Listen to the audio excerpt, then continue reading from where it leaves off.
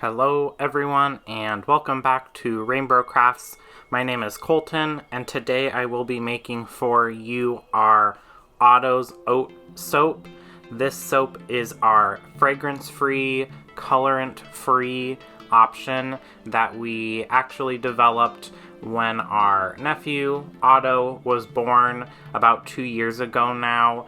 His mom wanted something that was safe for sensitive baby skin, and we made it, and we have been making it ever since. This is a very simple bar because there is no colors or fragrances added.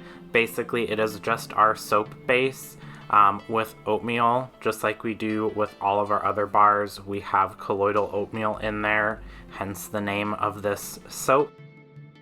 So you'll see I just blended up our lye water solution in with our signature plant-based oil blend.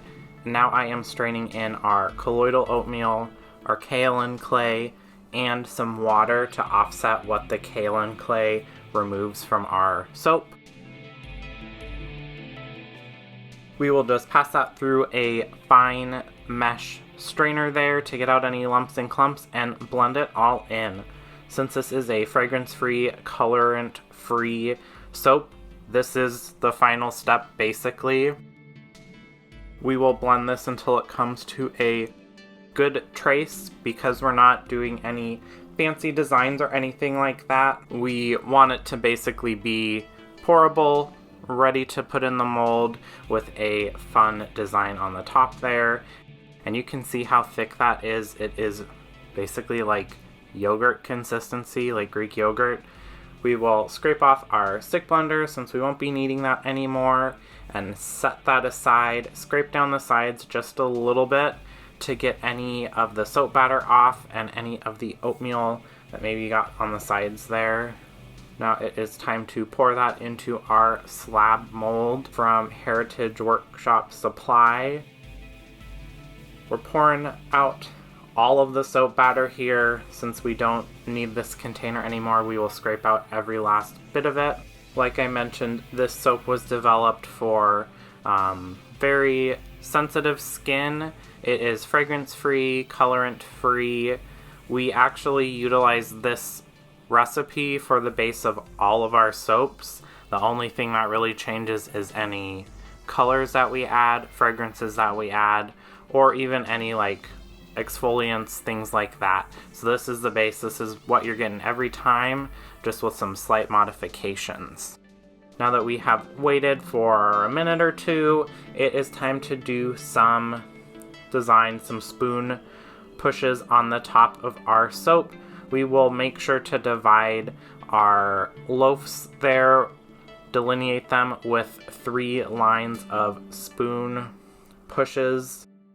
The top of this soap and most of our other signature scents do have they have gone through some evolutions to get to where they are today.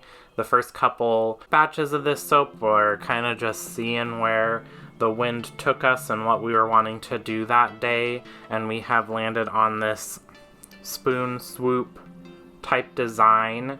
So watching this footage back, I would have ideally waited maybe 30 seconds more before I started this because I'm going to have to go back through and clean up those pushes again, which you can see that I'm doing that here now. But we'll just go back through, clean up the edges there a little bit to make sure you can see all of those individual spoon pushes. Now I'm going to go through and do a couple pushes with that spoon tip in the middle of each of the soap loaves, or where the soap loaves will be eventually, just to add a little additional texture. It kind of looks like a dragon back, or maybe like a mountain ridge or something like that. We'll spritz with some rubbing alcohol, put the cover on there. After we clean up the edges with our chopstick, the cover helps insulate everything, especially when it's cold out. This is being made in the winter time, and sometimes that promotes soda ash to develop on top. If you get some soda ash, that's fine. You can actually use a clothing steamer, which is what we do sometimes, to get rid of that soda ash and make it look nice and finished and polished. And 24 hours later, we have demolded the soap. we will use our soap slab splitter device to get that slab into 3 loaves. This soap cutting is not necessarily the most exciting because you're not revealing any designs that you've been waiting basically a day to see, but it still is satisfying. It's satisfying to see how cleanly and nicely the slab breaks down into loaves.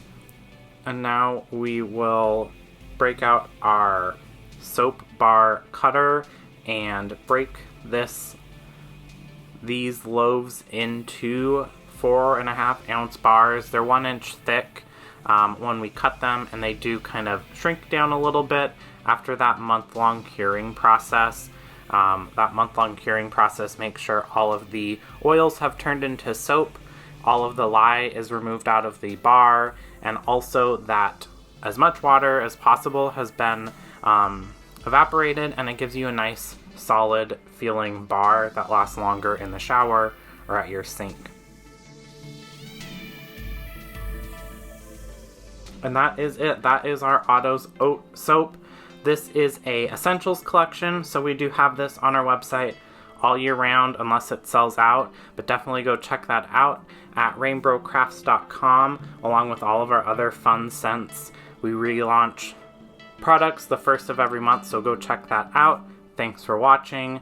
Don't forget to like and subscribe if you want to see what RainBro Crafts comes up with next. Bye.